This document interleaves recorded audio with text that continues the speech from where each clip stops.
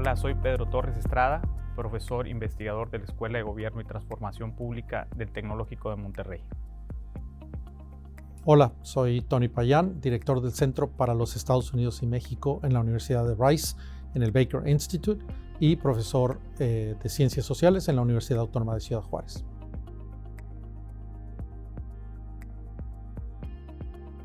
Este libro es producto del trabajo de investigadores de varias universidades del país, lo que permitió integrar metodologías que puedan ayudar a operar el conocimiento en áreas que están encargándose de combatir el lavado de dinero. Si bien es cierto, las universidades tienen un papel importante en la creación de conocimiento, el acercarlo y poderlo hacer operable, que pueda ser utilizado para que este fenómeno sea atacado, pues es un gran aporte que evidentemente puede ayudar a que los integrantes de los cuerpos de seguridad del Estado puedan atacar las estructuras patrimoniales, económicas y financieras de la delincuencia en nuestro país y en otros contextos, porque al final son metodologías que pueden ser utilizables en otros contextos. Me parece que además de esto, el libro nos da una excelente idea de los espacios grises, las brechas que existen en el andamiaje institucional para el combate del lavado de dinero. Presenta efectivamente aquellos esquemas internacionales, los esquemas nacionales, los esquemas locales, la manera en que se coordinan y la manera en que no se coordinan, y ese me parece que es una aportación importante. Y por otro lado, contiene también discusiones sobre fórmulas que nos pudieran ayudar a estimar cuál es el tamaño en términos del PIB, en términos del monto de pesos, de dólares que se lavan en la economía. Y me parece que estas fórmulas son bastante importantes para entender las dimensiones del problema.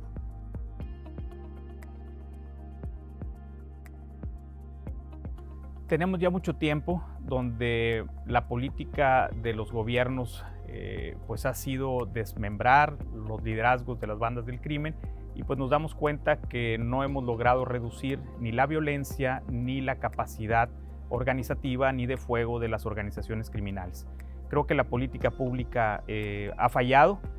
seguimos haciendo lo mismo, seguimos teniendo las mismas estrategias, y creo que es momento de replantearla, puesto que una estrategia donde se atacan las estructuras, como pueden ser los aviones, como puede ser el dinero, como puede ser las propiedades, como pueden ser las cuentas de banco, pues limitaría y disminuiría la capacidad que tienen los actores criminales. Desgraciadamente, pues la estrategia en México ha sido más comprar camionetas, ha sido comprar armas, ha sido generar un enfrentamiento frontal sin la capacidad de poder integrar datos no solamente para el análisis criminal, sino en este caso, como el libro lo plantea, pues un tema de análisis patrimonial y económico que ayude a ir desmontando estas estrategias y desmontando estas estructuras que les permite pues no solamente comprar todo lo que ya hablamos, sino también corromper y penetrar a las instituciones públicas del país. Ese es el gran tema del por qué atacar las estructuras del dinero del crimen organizado. Y bueno, pues en buena medida lo que este libro viene a proponer es un cambio en la política pública que hemos seguido en los últimos 3 sexenios, y hay que decirlo, con altibajos, pero pues en determinado momento tenemos mejorías en las políticas, pero vemos que al día de hoy la estrategia cada vez es más violenta, cada vez tenemos más problemas en distintas zonas del país donde antes no teníamos esa problemática. Efectivamente, creo que la ruta está indicada en el libro. Es muy fácil para los gobiernos comprar armas, comprar camionetas, armar, militarizar a las fuerzas del orden en el país y confrontar a los delincuentes de esta manera. Pero esto tiene consecuencias importantes en la vida del país. Los ciudadanos nos sentimos cada vez más atemorizados, más inseguros. Incluso se presenta una imagen agresiva cuando ve uno a los cuerpos policíacos militarizados. El libro establece una pauta, da una indicación de que hay herramientas mucho más finas que pueden permitir negarle a estos delincuentes, pero también a los políticos y funcionarios corruptos, la capacidad de redituar en su vida personal de estos recursos mal habidos, ilícitos y por supuesto le provee al gobierno una manera de hacerlo sin tener que recurrir a estos enfrentamientos que atemoran a la sociedad.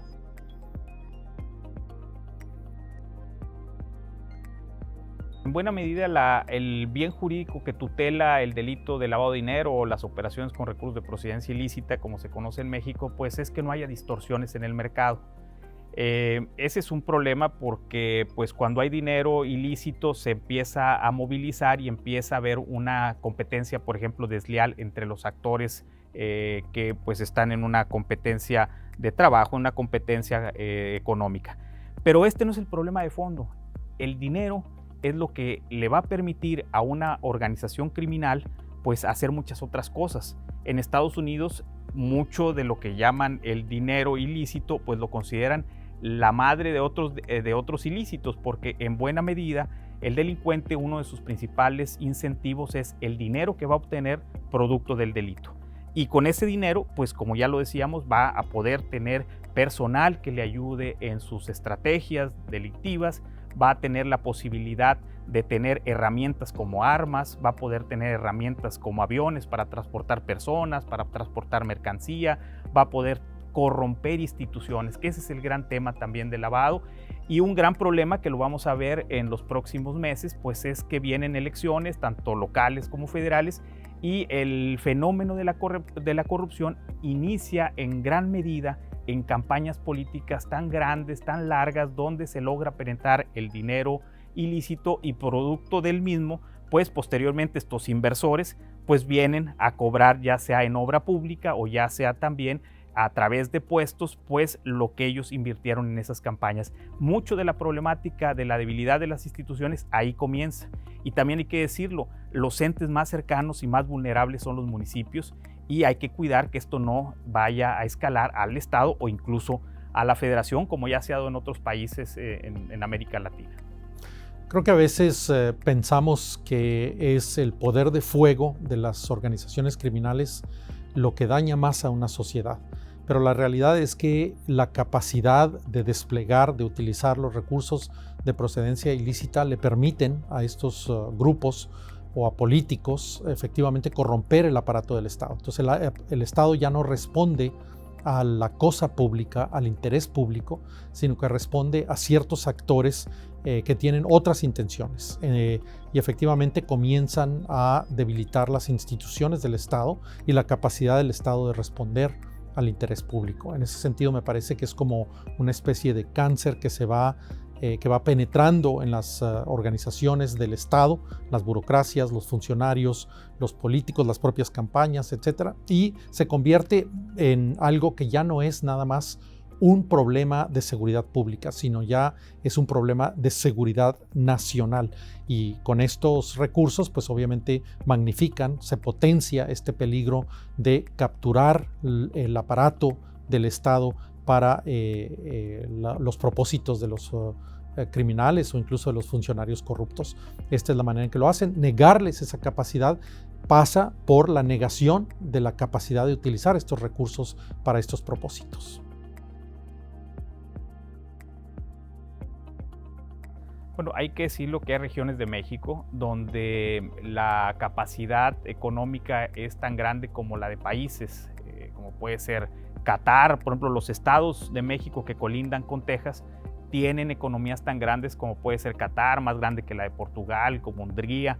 Entonces, realmente la primera reflexión que tenemos que hacer es cuánto dinero se está invirtiendo en la creación de unidades que estén monitoreando los riesgos en lavado de dinero, estar monitoreando quiénes son las empresas que se instalan aquí, estar también generando prácticas y comportamientos de cumplimiento por parte de estas empresas. Sabemos que no solamente hay las sanciones de tipo penal, sino también hay sanciones de tipo administrativo o incluso de tipo reputacional. Entonces creo que es momento de que estas regiones crezcan a partir de buenas prácticas, y es parte de lo que también vemos en este trabajo, donde se vienen recomendaciones puntuales hacia estos inversionistas para pues tener un ambiente libre de corrupción, libre de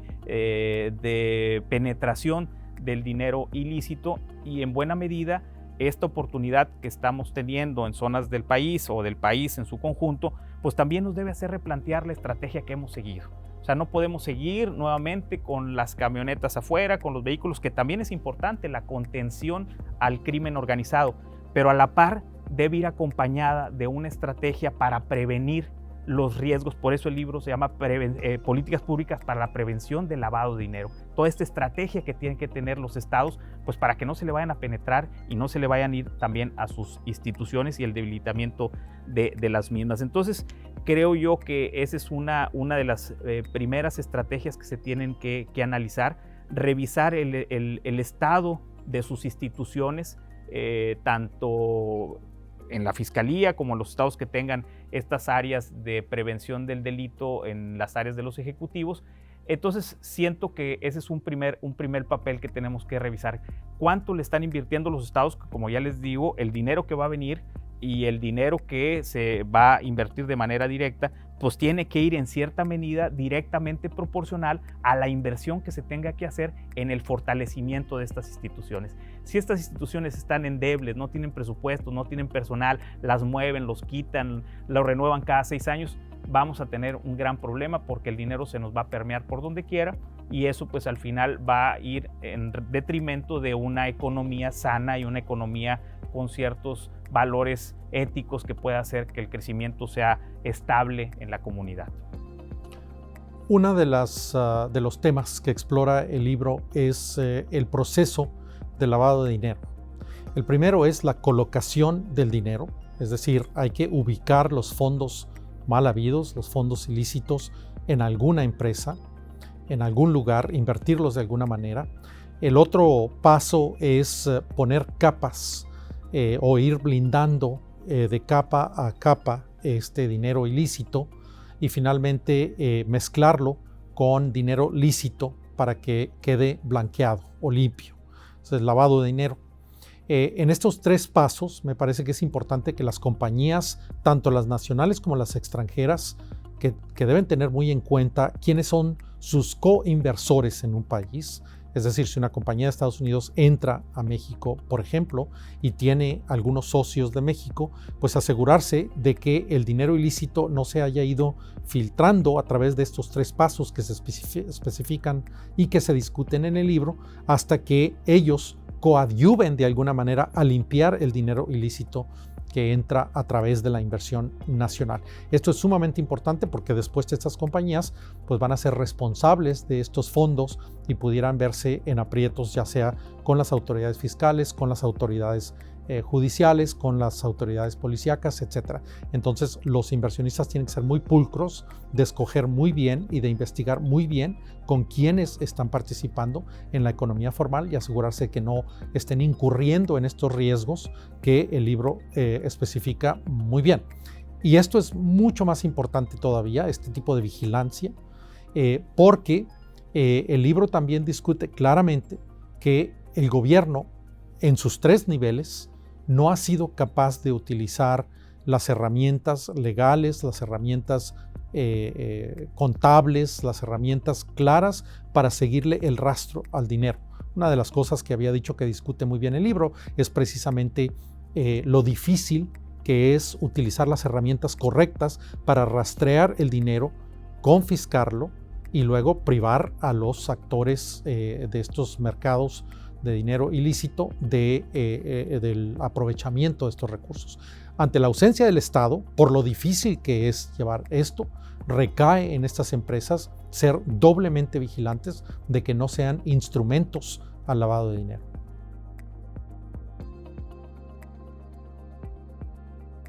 Sí, qué bueno que lo comentas, es producto de la unión de varias universidades que se da a través del consorcio Puentes. Está la Universidad de Monterrey, está también la Universidad de las Américas de Puebla, está la Universidad de Rice y está el Tecnológico de Monterrey. Este grupo de académicos pues se están uniendo para afrontar un fenómeno a través de las herramientas, a través de los métodos que ofrece pues muchas de las disciplinas que estudiamos en estas universidades. Entonces, el abordar un fenómeno de este tipo desde el derecho, desde la política pública, desde la ciencia de datos, desde la economía, desde las relaciones internacionales, nos permite abordarlo de una manera sistémica y aunado a ello nos permite tener la capacidad de reflexión y poder platicar con los actores que están teniendo en sus manos la resolución de este tipo de conflictos. Por ejemplo, en el libro, uno de los capítulos se encarga de entrevistar a jueces federales para identificar por qué casi no hay sentencias de lavado de dinero en México. Y el poder integrar a estos actores o a estos operadores nos permite tener una forma de colaboración entre la parte teórica, la parte metodológica, pero también con información de la parte empírica, de la parte que está trabajando de manera directa en la problemática que vive México y viven estas regiones del país. Entonces, creo que ese es un papel muy importante. Las universidades deben ser foros incluso donde se suban este tipo de temas a través de este tipo de investigaciones a la agenda pública. Si lo analizamos, pues hasta hace muy poco tiempo seguimos todavía queriendo abordar un fenómeno solamente con una sola visión, con la visión criminal, pero también tenemos que abordar el fenómeno a través de un perfil y sobre todo una posibilidad de voltear a ver el tema patrimonial. Si bien es cierto, los criminales tienen redes criminales, pero también deben de tener redes patrimoniales, redes financieras, redes de evasión de impuestos. Entonces, eso es, creo yo, que las universidades pueden proponer. Yo creo que también somos producto de un nuevo modelo de investigación donde no solamente iniciamos con el análisis de la problemática, sino generamos una solución, la probamos y al final hacemos el documento académico que es el que se publica, porque también estamos conscientes que la academia debe acercarse a las problemáticas nacionales. La academia debe acercarse al polvo de los expedientes, pero también los actores que analizan esos expedientes tienen que voltear a ver lo que la academia está pensando y solamente así podemos generar un círculo virtuoso y no cada uno ir por nuestro lado. El operador pensando que el académico está solamente haciendo castillos en el aire y el académico pensando que el operador pues tiene una ceguera de taller. No, combinándonos, trabajando juntos se pueden realizar productos como el que hoy venimos a presentar. Creo que hay tres niveles en respuesta a tu pregunta. El primero, efectivamente, es lo que las universidades, los académicos, los investigadores pueden aportar. Como bien dice el doctor Pedro Torres Estrada,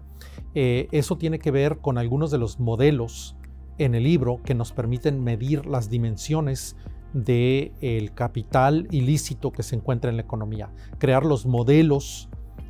académicos, los modelos científicos para medir el problema, identificar a partir de una serie de hipótesis los problemas que realmente está enfrentando el Estado desde una perspectiva meramente académica, pero luego ponerlos sobre la mesa para que sean los think tanks los que traduzcan este análisis a manera de propuestas en políticas públicas, de respuestas a la problemática y que incidan de alguna manera en la forma en que el Estado combate el lavado de dinero. Entonces hay toda una cadena aquí. La importancia del consorcio Puentes en este sentido es otra y tiene que ver con este trabajo de colaboración binacional. El libro contiene también un análisis de cómo el dinero que se genera, sobre todo en ciertos sectores como el narcotráfico, en el mercado de los Estados Unidos, luego ingresa como efectivo en México y luego busca la manera de legitimarse dentro del mercado de capitales de inversión en México. Entonces aquí hay un tema binacional y es muy importante que sean universidades de ambos lados, think tanks de ambos lados, los que aborden el tema como una problemática que no nada más compete al país, sino que también traspasa las fronteras. Incluso el mismo libro explica algunas de las instituciones del entramado institucional,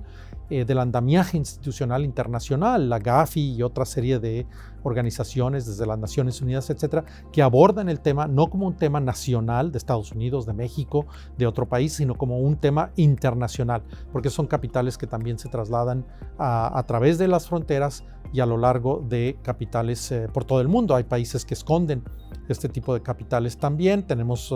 el secreto bancario en ciertos países que protege de alguna manera la información sobre estos capitales. Entonces yo creo que la academia tiene muchísimo que contribuir. Los think tanks también tienen su papel en la traducción de este conocimiento para incidir en las políticas públicas, y las universidades de 2 o más países tienen un papel sobre todo en el análisis de cómo este capital ilícito traspasa las fronteras.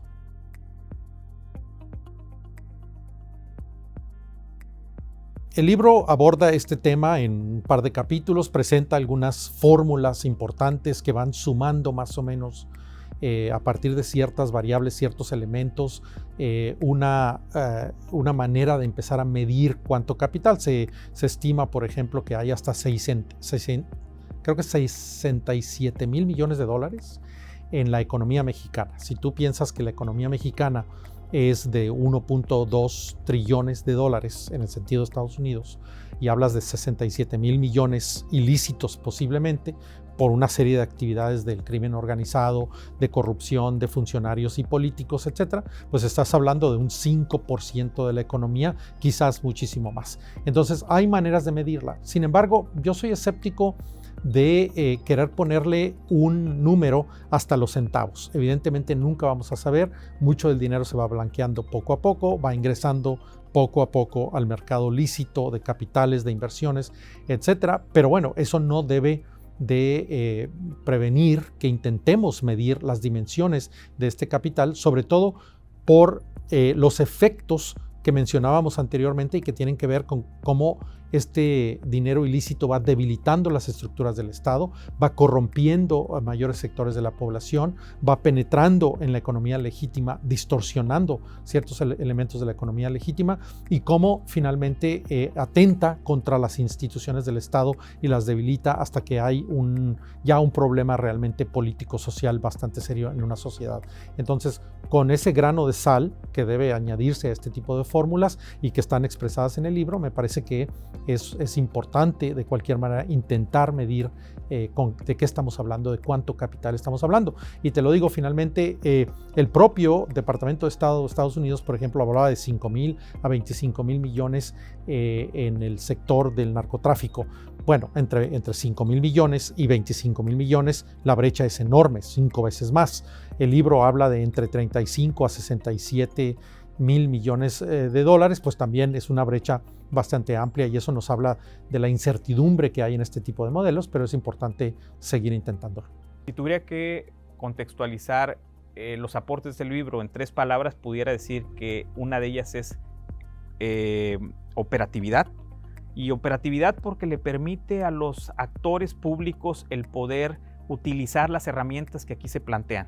Es un libro que da soluciones, que da recetas para situaciones puntuales y prácticas. Otro de los aspectos importantes yo le definiría como la multidisciplinariedad, puesto que los actores que aquí trabajan en este libro, los investigadores, pues son de distintas disciplinas. Ya hablábamos que son abogados, son economistas, son especialistas en ciencia de datos, especialistas en relaciones institucionales, en ciencia política. Entonces la visión es muy integral. Y creo que otro de los elementos que yo recalcaría de este trabajo que hoy venimos a presentar, pues es la actualidad del trabajo. ¿Y por qué la actualidad del trabajo? Porque recoge las últimas prácticas que se han visto en México y en otros contextos internacionales, y eso creo que le da una vigencia y una posibilidad de impacto que al final, como ya lo decíamos, lo que nos interesa a nosotros como académicos es que lo que produzcamos en nuestros cubículos pues tenga una posibilidad de transformar nuestras realidades y la de los ciudadanos.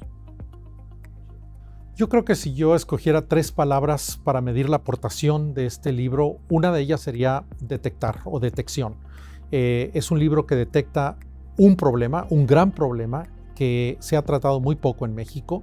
Se ha optado por una serie de enfrentamientos con el crimen organizado, no se ha combatido la corrupción y la manera en que estos capitales se filtran a la economía. Entonces estamos poniendo sobre la mesa realmente un problema que hemos detectado y que es un problema bastante serio, con todas las dimensiones y la seriedad que hemos explicado. El segundo sería medir. La medición es sumamente importante porque me parece que aquí hay fórmulas que nos permiten, en este libro, de alguna manera empezar a dimensionar el problema, a encontrar la orilla del problema, y eso te permite al mismo tiempo medir la amenaza que representa para la sociedad, para el gobierno, para los mercados. Y la última, la binacionalidad. Yo creo que el tema de atraer este problema a la atención binacional, y ahí me parece que hay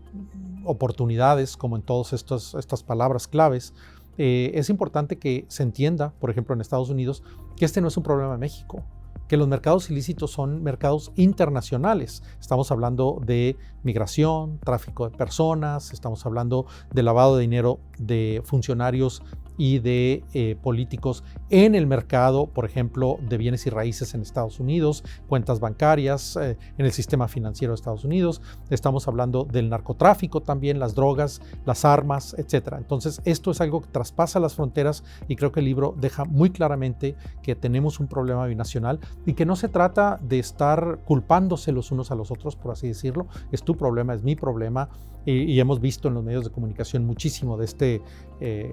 tipo de culpar a culpar al otro, decir que nosotros tenemos un problema, que es problema de ustedes, que etcétera, etcétera. No, es un problema binacional y yo creo que el libro lo pone claramente, es un problema que tenemos que atajar conjuntamente. ¿Qué sigue? Creo que uno de los grandes retos de los mexicanos y de sus instituciones es que verdaderamente se castigue judicialmente el lavado de dinero. Un dato que este libro les da y que lo pueden revisar es que solamente el 0.28% de las sentencias que se dan a nivel federal tienen que ver con lavado de dinero. Es decir, todo lo que vemos en la prensa, que se congelaron cuentas, que se aseguraron ranchos, que se introdujeron algunas herramientas del delito, pues posteriormente son regresadas y también los que utilizaron ese dinero no están llegando a ser condenados y no se les está retirando el dinero que fue mal habido. En ese sentido, creo que el gran reto es utilizar las instituciones judiciales, que los fiscales cada vez tengan mayor formación, pero aunado a los fiscales también pues todas sus áreas de análisis que les van a dar la información para generar su teoría del caso, que es la que les va a permitir ante los jueces defender este tipo de delitos. También decir que, como en todo, hay instancias federales, la federación ve todo el tema financiero, pero los estados tienen y pueden ver todo el aspecto patrimonial y económico, es decir, pueden a través de la extinción de dominio quitarle los derechos reales a las personas que con dinero ilícito compraron propiedades, por ejemplo. Y también decir que en México han sido muy poco utilizadas herramientas del derecho como son los principios de oportunidad para llegar a las estructuras más altas del delito. Si ustedes revisan cómo se desmantelaron las grandes mafias italianas o en los Estados Unidos, muchas de estas fueron a través de información que les proveían los mismos participantes en esas redes que normalmente pueden ser o son redes muy complejas y a través de los principios de oportunidad. En este libro ustedes van a poder darse cuenta lo poco que han sido utilizados, pueden darse cuenta las pocas sentencias que hay de extinción de dominio a nivel federal y a nivel estatal y se van a dar cuenta que realmente tenemos hasta el día de hoy pues una guerra, pues si no perdida, en una desventaja bastante clara frente al fenómeno del lavado de dinero. Decir, y con esto terminar, que como se dice en el arte de la guerra, pues que la guerra no se mata no se termina por matar, al contrario, sino también se puede ir ganando en la medida en que se les van quitando los peltrechos, se van haciendo más débiles las instituciones y también se permite tener mayor capacidad de controlar a las bandas del crimen organizado. Es una realidad, hay que decirlo, el delito no se puede exterminar, pero sí se puede controlar. Y el lavado de dinero o la prevención y el combate al dinero ilícito son herramientas para un mejor control de la violencia y para un mejor control de los actos delictivos que se dan en una comunidad. Mira, las preguntas que quedan pendientes son preguntas de actualidad y de futuro. Aquí hay una exploración de lo que hay, de lo que existe, de los esfuerzos que han existido, de las instituciones, de las leyes, de los reglamentos, de los modelos, etcétera, etcétera. Pero lo que hemos visto recientemente en el gobierno de México es un retraimiento de los esfuerzos de presentar esta herramienta como un utensilio importante en el combate de la corrupción y del crimen organizado. Recientemente en el estado de Texas fue condenado a 9 años de prisión el ex gobernador Yarrington de Tamaulipas, y abiertamente por haber utilizado el sistema financiero de Estados Unidos para lavar dinero ilícito obtenido ilícitamente en Tamaulipas dentro del sistema financiero tejano. En ese momento hemos visto que el gobierno federal no tiene ningunas intenciones de perseguir este tipo de acuerdos con estados, con el gobierno federal de Estados Unidos para lograr la recuperación de estos dineros ilícitos, de perseguir a funcionarios, a políticos e incluso criminales binacionales, muchos de ellos ciudadanos de Estados Unidos, que operan transnacionalmente. Hay un miedo en el gobierno mexicano de entrarle de la vieja manera de hacer las cosas, enfrentamientos con el crimen organizado, abiertos, a campo abierto, pero también hay una falta de introducción de estos elementos, de estas herramientas más finas, no a machetazo quizás, lo entiendo bien, sino con bisturí, con herramientas finas como las que discute este libro en el futuro para ir cerrando espacios a estos grupos criminales, políticos, funcionarios corruptos. Yo creo que esa pregunta queda pendiente para que hagamos un buen estudio a partir de las contribuciones de este libro en cómo en los siguientes años esto podría fortalecerse para lograr que el lavado de dinero se reduzca a lo mínimo y que no de alguna manera transmine a los mercados, a la corrupción del Estado mexicano y a una cooperación más robusta para privar de estos recursos a mal habidos, a quienes evidentemente los utilizan.